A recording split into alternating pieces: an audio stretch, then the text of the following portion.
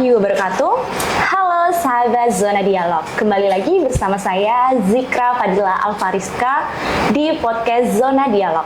Ada kisah di setiap peristiwa. Oke sahabat Zona Dialog, hari ini kita akan membahas mengenai peran ayah dalam mendidik anak.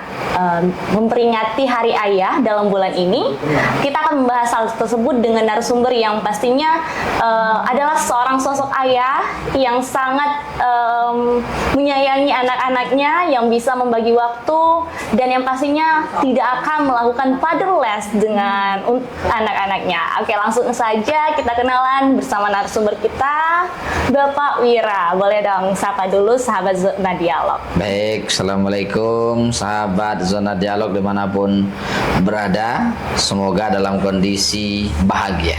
Amin. Boleh Pak, kenalan dulu. Kenalan dulu. Baik. Sama sahabat Zona Dialog. Baik, sahabat Zona Dialog, nama Wira Hadi Kusuma, sering dipanggil Wira. Tentu dengan postur dan bentuk serta wajah yang begini, ini sudah bisa ditebak, ini pasti seorang ayah. Seorang ayah begitu ya. Alhamdulillah sudah memiliki 3 anak, kemudian 1 istri. Oke, baru 1 ya? Iya, 1 keluarga.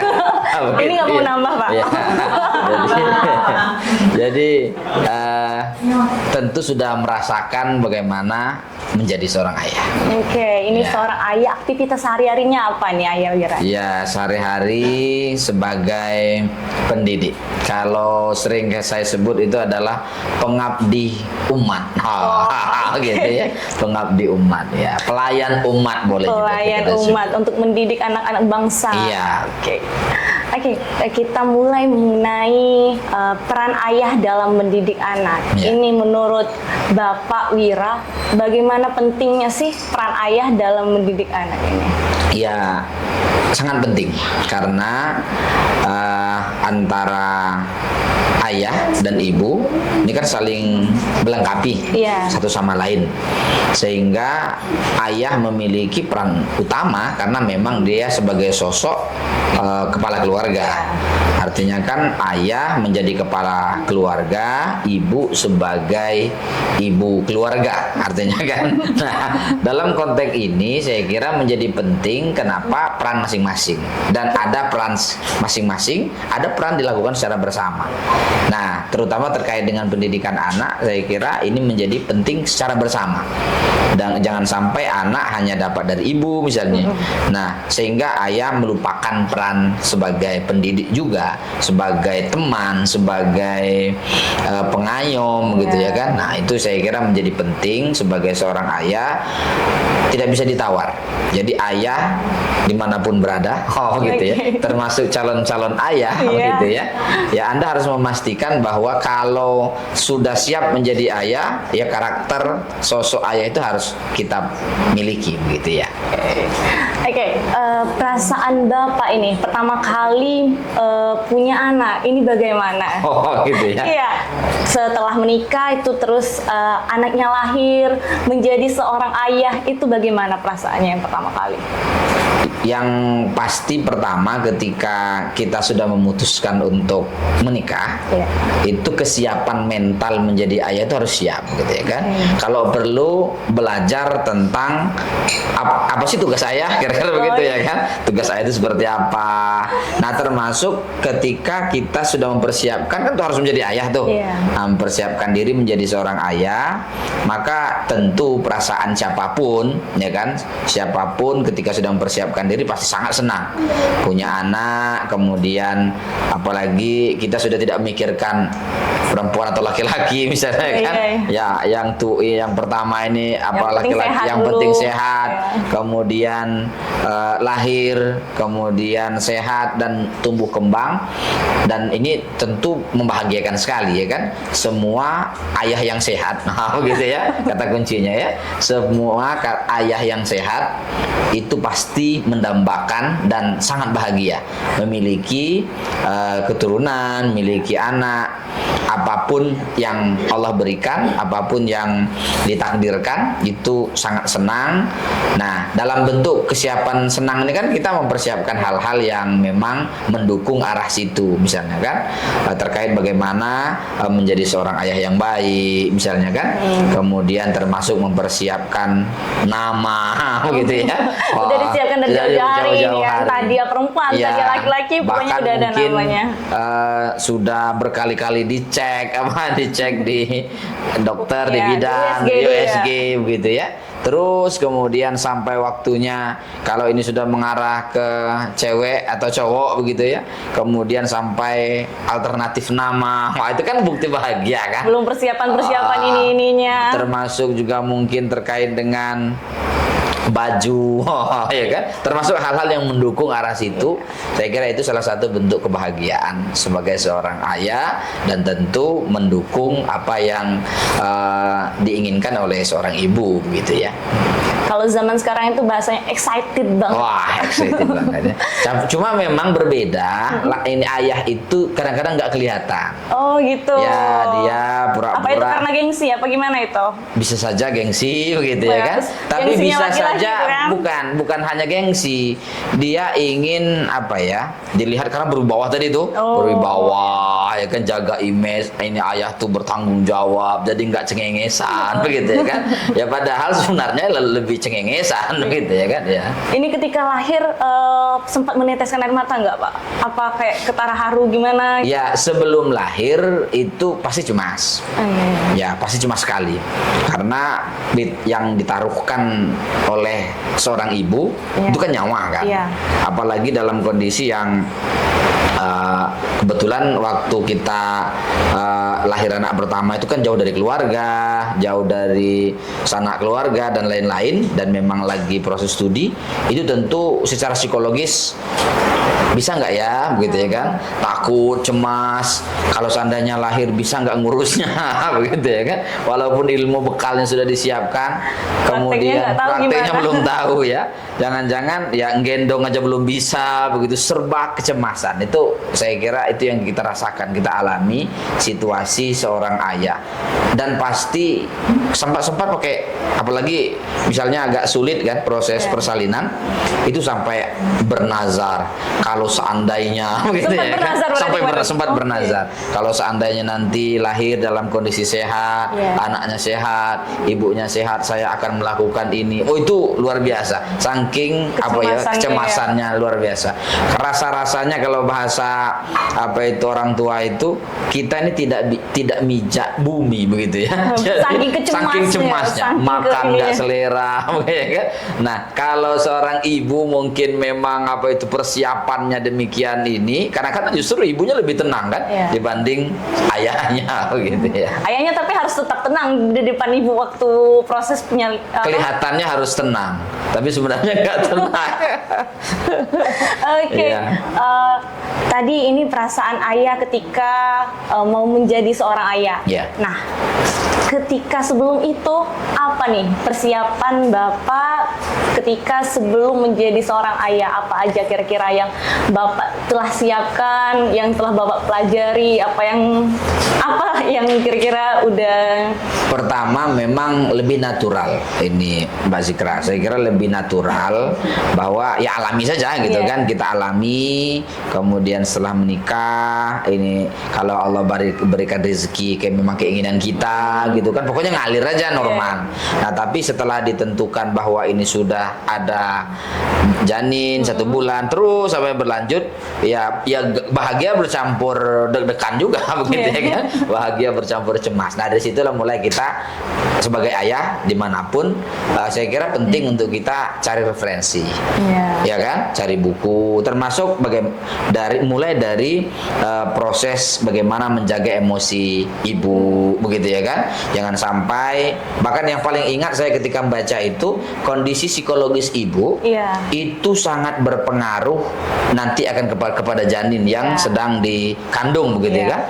Makanya ayah dimanapun berada harus bahagiakan ini istri-istrinya begitu ya, istri-istrinya terutama pada saat masa kehamilan, dan tidak harus masa itu saja, setelah itu selamanya jangan begitu, waktu dia udah melahirkan begitu ya. Nah, saya kira itu menjadi catatan penting, termasuk referensi lain, kadang-kadang bertanya kepada kolega yang sudah berpengalaman, bagaimana pengalaman A, kadang-kadang kita konsultasi juga ke dokter, ke bidan. Saya kira semakin banyak kita bertanya, dan ternyata beda-beda pengalaman mereka gitu ya, yang dirasakan. Jadi nggak pusing gitu Pak, mencocokkan hal-hal yang berbeda itu untuk kita terapkan gitu? Nah, itu yang agak berbeda saya akhirnya, ini antara ilmu logika, ilmu sosial, ilmu macam-macam kan yang perlu kita manage itu. Nah, yang ternyata puncaknya biar kita nggak begitu stres, kecemasan nggak begitu tinggi, maka pendekatan spiritual saya kira menjadi penting. Jadi bahwa kita pasrahkan kan, ya istilahnya kesehatan ibunya kita pikirkan, ini apa itu, termasuk juga gizinya kita penuhi misalnya kan, termasuk juga emosionalnya, ya jangan sampai gara-gara kita justru isinya menangis terus misalnya kan, akhirnya berakibat kepada anak misalnya. Kita penuhi semuanya, kemudian terakhir ya tentu kita pasrahkan kepada Allah mana yang terbaik ya kan, menurut kita hanya menjalani dong gitu ya. Oke, untuk calon ayah jangan lupa belajar dan mencari referensi, bertanya dengan kolega, lingkungan sekitar agar dapat mempersiapkan diri untuk menjadi seorang ayah yang hebat dan yang pastinya mendampingi anak dan istrinya. Selanjutnya nih Pak, setelah punya anak, mendidik anak agar tetap ada di lingkungan yang baik. Saya kira itu menjadi tugas berat juga, Mbak Zikra, karena begini, kita ini secara teori mungkin bisa tahu, ini ada orang baik belum tentu melahirkan dan punya keturunan yang sesuai kita inginkan. Maka tentu yang paling tepat saya kira untuk usia anak itu adalah keteladanan. Contoh real begitu ya, ketika ayah bahkan kalau perlu jangan terlalu banyak dialog misalnya ya kan, contohkan dulu, misalnya terkait dengan apa, kebersihan misalnya, itu kita contohkan di mana tempat sampah misalnya kan, kita lakukan hal itu berulang-ulang, kemudian anak akan melihat, kemudian termasuk kasih sayang dengan mereka, tidak harus diungkapkan aku sayang kamu misalnya begitu ya kan, tapi dengan kita misalnya memperlakukan, memandikan misalnya kan, memberikan makan, kemudian ngambil apa yang dia butuhkan dengan ketulusan kan, itu hati akan ketemu hati. Ini kan keren. Hati karena begini, ketika ayah memposisikan ayah, boleh jadi ayahnya sarjana misalnya kan, atau anak ayahnya SMA, sementara anak kan masih kecil. Boleh jadi secara akal belum masuk. Kalau akal ketemu akal kan agak susah begitu ya. Jadi kalau hati ketemu hati, wah itu langsung ini tersentuh, bahkan ya walaupun usianya masih kecil, bahkan boleh jadi menurut kita itu masih bayi, itu bisa merasakan apa yang dirasakan. Karena memang hati anak itu bahkan dari di dalam kandungan itu udah merasa apa yang dilakukan oleh ibu, ayah dan orang-orang di sekelilingnya.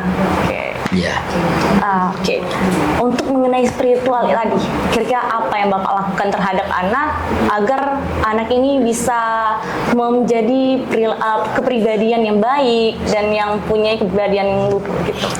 Saya kira semua ayah itu mendambakan anak-anak dan istrinya adalah soleh dan soleha begitu ya. Nah, cuma memang secara pendekatan spiritual kita sudah penuhi ekonominya misalnya kan, kita penuhi sosialnya, kita penuhi emosionalnya. Nah, spiritual ini jangan sampai lupa juga, karena misalnya kita ini ya ada kekuatan lain di luar diri kita ya kan, ada kekuatan lain. Nah, ketika kita merasa ada kekuatan lain itu, ya maka yang kita butuhkan Tuhan. Nah, kita butuh ibadah di situ. Maka termasuk dengan anak, dengan istri, ya saling ingatkan begitu ya. Terutama kalau pasangan suami istri itu harus dikuatkan. Karena karena kondisi spiritualitas ayah atau ibu, ayah dan ibu ini akan berpengaruh juga kepada spiritualitas anak, begitu ya kan. Jadi semakin, kan indikator spiritual itu antara lain kan harus semakin tenang, semakin bahagia, semakin nyaman. Anak yang dibesarkan dengan kekuatan spiritual yang baik akan artinya kan akan lebih tenang, tidak mudah galau, nggak mudah baperan. Ini yang jangan sampai ayahnya duluan baperan kan. Jangan sampai ayahnya duluan baperan, bahkan galau duluan, termasuk stres duluan ayahnya. Bagaimana dia mau melahirkan spiritualitas begitu ya, terutama terkait dengan ibadah-ibadah ritual misalnya kan, sholat kita misalnya ada terkait dengan puasa, bahkan misalnya membaca Al-Quran sesuai dengan keyakinan kita, dan itu seharusnya menjadi apa ya, budaya lah, budaya di rumah, supaya nanti anak ada kenangan lah bahasanya, ada kenangan bahwa memang ayah ibu di rumah itu adalah menjadi contoh ya, menjadi contoh role model yang memang harus mereka ikuti gitu. Oke. Gini Pak, saya ada baca di namanya tuh situs itu, ternyata Indonesia adalah fatherless tingkat 3 tertinggi di dunia. Ini kayaknya kebanyakan ayah-ayah itu yang menganggap karena peran ibu lah yang sangat dibutuhkan dan sangat penting untuk mendidik anak, dan ayah adalah sesosok laki-laki yang harusnya mencari nafkah. Dia bekerja di luar, pokoknya dia udah memenuhi nafkah. Udah pokoknya anak urusan istri. Dan akhirnya si anak mengalami kekurangan kasih sayang ayah, mengalami kekurangan fisik ataupun psikologi kehadiran ayah. Menurut Bapak gimana itu? Iya, saya kira memang ini menjadi catatan penting kita di Indonesia, termasuk saya kira di dunia juga, karena harus kita ubah mindset. Selama ini pendidikan terkhusus kepada ibu saja di rumah, apalagi sekarang kan ibu juga sudah bekerja di luar begitu. Bagaimana kebutuhan? Kalaupun memang istri itu ibu bekerja di rumah, tetap kebutuhan anak tentang sosok ayah kan diperlukan. Maka kalau menurut saya harus dibagi. Sesibuk apapun seorang ayah harus punya apa istilahnya ini, sentuhan fisik begitu ya kan. Ada perlu main bersama. Bukankah ajaran agama juga begitu kan? Ya para ulama kita termasuk apa itu Rasulullah mengajarkan misalnya main air ya kan, ketika Rasul ketemu dengan anak-anak itu main percikan-percikan air, kemudian termasuk main gendong-gendongan, itu kan ini berefek kepada emosional, berefek juga psikis ini, termasuk juga ini emosional, psikis juga begitu ya, termasuk juga mungkin fisik juga kan, perkembangan fisik misalnya. Nah ini yang harus kita ubah, saya kira diubah, yang khususnya saya selalu belajar menjadi ayah ini, selalu belajar karena tidak pernah final. Karena kalau sudah menikah itu belajar sepanjang masa ya kan, berubah terus. Ada anak 3, karakternya 3 juga yang berbeda-beda. Maka saya kira melihat kondisi peran ayah yang kurang maksimal dan itu berdampak kepada pribadi anak kurang percaya diri. Kan antara lain kan sosok ayah itu kan bertanggung jawab misalnya. Nah laki-laki ataupun perempuan kan akan percaya diri kalau ada ayahnya, merasa dilindungi misalnya kan gitu kan. Nah jadi ayah dimanapun berada dan calon-calon ayah saya kira menjadi penting bahwa kita harus menyiapkan. Masa seminggu tidak ada waktu untuk anak begitu ya kan? Sesibuk itu kah? Atau bahkan sebenarnya lebih sibuk dengan handphone misalnya ya kan, atau scroll TikTok, sementara anak juga perlu di scroll juga gitu ya kan. Saya kira ini menjadi catatan bahwa kita harus menyiapkan diri dan menyiapkan waktu dan mengikhlaskan bahwa kita ya ingin tumbuh dan mengembangkan anak secara bersama. Karena setelah memilih untuk menikah dan harusnya udah siap dengan resiko dan apa yang harus dia lakukan ya Pak ya? Iya harusnya begitu. Jadi kalau sudah memilih, tapi jangan pula menjadi ancaman bagi calon-calon ayah ini. Waduh, saya kalau begitu nggak siap gitu ya kan? Lah artinya kan berkurang nih waktu nongkrong saya. Iya, artinya kan belajar terus kan, belajar terus. Kita akan belajar terus. Tidak juga dengan menikah itu langsung jadi tua, tidak begitu ya kan? Ya kita akan menyesuaikan kondisi anak, menyesuaikan kondisi zaman begitu ya. Tidak juga langsung menjadi apa itu ya kayak usia 70-an ya kan, tidak juga. Artinya perhatian kepada anak, kepada istri kan harus juga menjadi ini perhatian sebagai seorang ayah. Oke. Nih, untuk membagi antara peran ayah dan peran ibu. Oh. Ya, menurut Bapak gimana nih? Apa yang dilakukan? Cara membagi perannya di rumahnya gimana? Ya. Ayah melakukan apa, ibunya melakukan Kalau apa? saya melihat begini, ada yang memang hak yang diciptakan hak kodrati lah begitu ya. Kalau hak kodrati itu gak mungkin kita tawar menawar kan. Udah hamil, pasti misalnya kan menyusui begitu ya. Kemudian ibu itu haid, misalnya kan itu sudah tidak bisa ditawar menawar. Tapi selama itu adalah persoalan umum, persoalan sosial, kemudian persoalan pendidikan, itu bisa kita bicarakan bersama ya kan. Dan itu tanggung jawab bersama. Nah, walaupun ada kata-kata istilahnya ibu adalah pendidikan pertama, ya ayah juga pendidikan pertama begitu kan. Nah, jadi peran kedua-duanya saya kira tinggal kita sepakati saja. Misalnya ini terkait dengan karakter keberanian, berarti dari sosok seorang ayah, penyayang dari sosok seorang ibu misalnya. Kemudian ada kalanya itu imbang, ibu harus tegas misalnya, sesekali ayah yang menjadi pembujuk. Artinya saling melengkapi. Tidak semua ayah harus marah misalnya kan. Marah juga, Ibu marah juga. Melapor kemana? Anaknya ya akhirnya lari ke tetangga misalnya kan. Nah, saya kira menjadi ini bermasalah juga begitu ya. Jadi berkaitan dengan peran dan tanggung jawab di rumah, saya kira tinggal disepakati saja apa yang menjadi catatan. Kemudian peraturan disepakati bersama. Kalaupun ada pelanggaran, saya kira juga disepakati sanksinya apa. Kalaupun misalnya ada penghargaan, rewardnya apa, penghargaannya apa, itu kan keren ya. Dan itu saya kira tidak ada yang mendominasi antara suami istri, itu saling melengkapi satu sama lain ya. Peran ayah sama ibu ini sama kodratnya. Yang hak kodrati saya kira tidak bisa, tidak bisa. Tapi yang lain, yang spiritual, yang emosional, pendidikan, termasuk misalnya ayah bisa saja mengajari terkait dengan hal-hal yang boleh jadi fisik atau non fisik kan, itu semua saya kira sama. Ya tinggal pembagian aja kan. Dan apalagi misalnya ini ayah dengan ibunya sama-sama bekerja di luar rumah, artinya kan harus berbagi tuh. Kapan kalau ayahnya lagi memang sibuk, ibu yang mengalah, atau sesekali pagi bersamaan bagaimana solusinya ya kan, itu harus kita dipikirkan bersama dan itu harus didiskusikan. Berarti seberapa penting komunikasi antara ayah sama ibu? Oh, itu saya kira menjadi penting ya kan, itu penting sekali.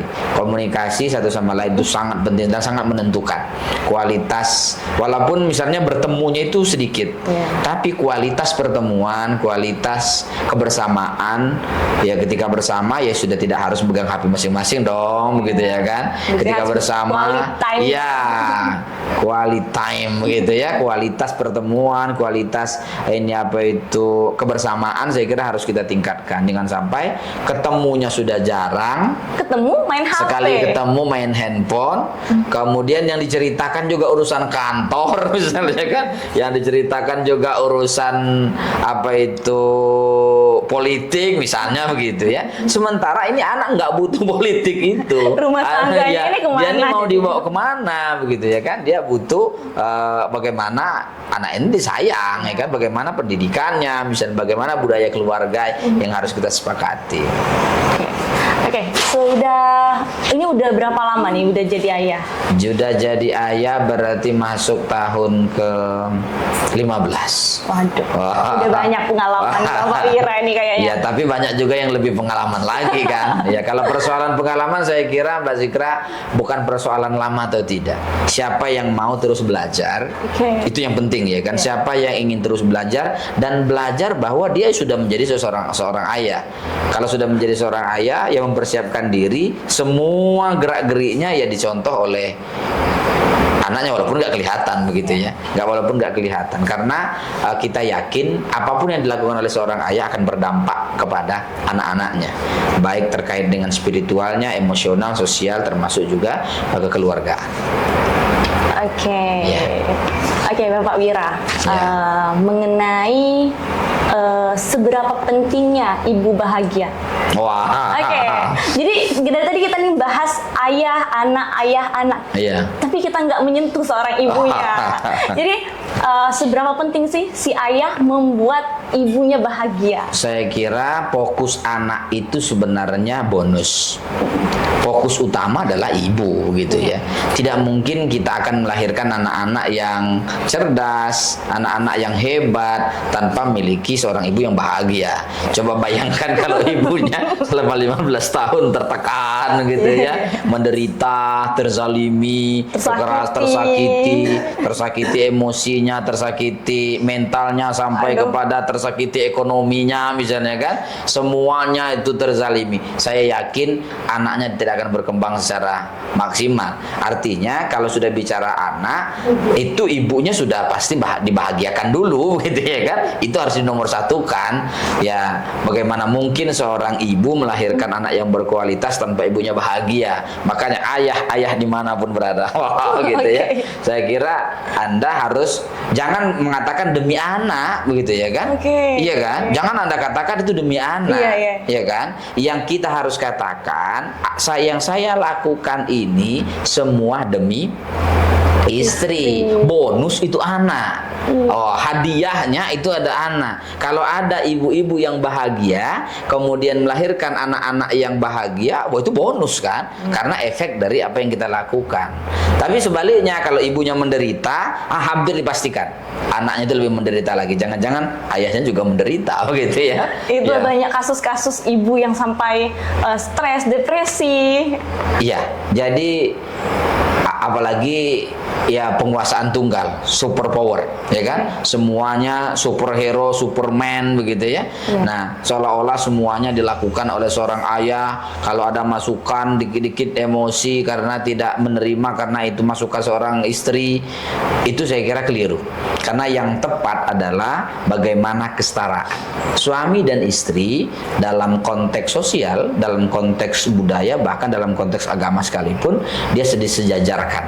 Ya kan, disejajarkan. Bahkan mohon maaf, dalam kondisi tertentu dalam Islam, ibu itu ya 3 tingkat dibanding ayah, ya kan, derajatnya kan. Kenapa? Ya memang harus dimuliakan. Sampai beberapa kali disebut ibu-ibu, itu artinya untuk menunjukkan bahwa ya penting, urgen, tidak boleh tidak. Jangan Anda beralasan demi anak kemudian menyakiti seorang istri begitu ya kan. Apalagi sampai ada yang mengatakan aku bertahan karena anakku misalnya.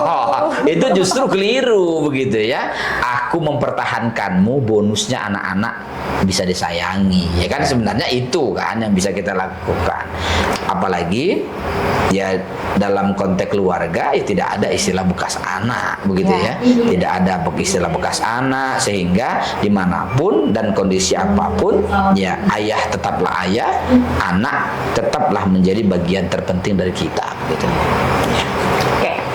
Selama menjadi ayah, apa tantangan yang terberat nih kira-kira yang sudah Bapak lewati? Tantangan terberat itu saya kira kalau dalam konteks yang membahayakan tidak ada. Cuma memang ini terkait dengan emosi. Karena kadang-kadang saking besar tanggung jawabnya, beban itu terlalu berat begitu ya. Tuntutan, bayangan kita tuntutan, padahal enggak juga dilaksanakan, enggak juga ada orang nuntut begitu ya kan. Karena merasa bertanggung jawab tadi, ketika tidak terpenuhi larinya kan ke emosi. Kemudian larinya ke bagaimana kita mengatur komunikasi. Nah, kadang-kadang kalau tidak bisa belajar komunikasi, tidak mengatur emosi, akhirnya berefek kepada ya amarah kan. Nah, kalau sudah amarah, kadang-kadang juga tantangan terberatnya untuk mengeluarkan kata-kata yang menyakiti istri, menyakiti anak. Mohon maaf, jangan sampai juga main tangan, main kaki, atau main piring, main gelas gitu ya kan. Nah, semuanya berterbangan nanti. Dan itu akan mempengaruhi hubungan. Dan itu bekasnya lama sekali. Sakit terus. Iya, akan teringat.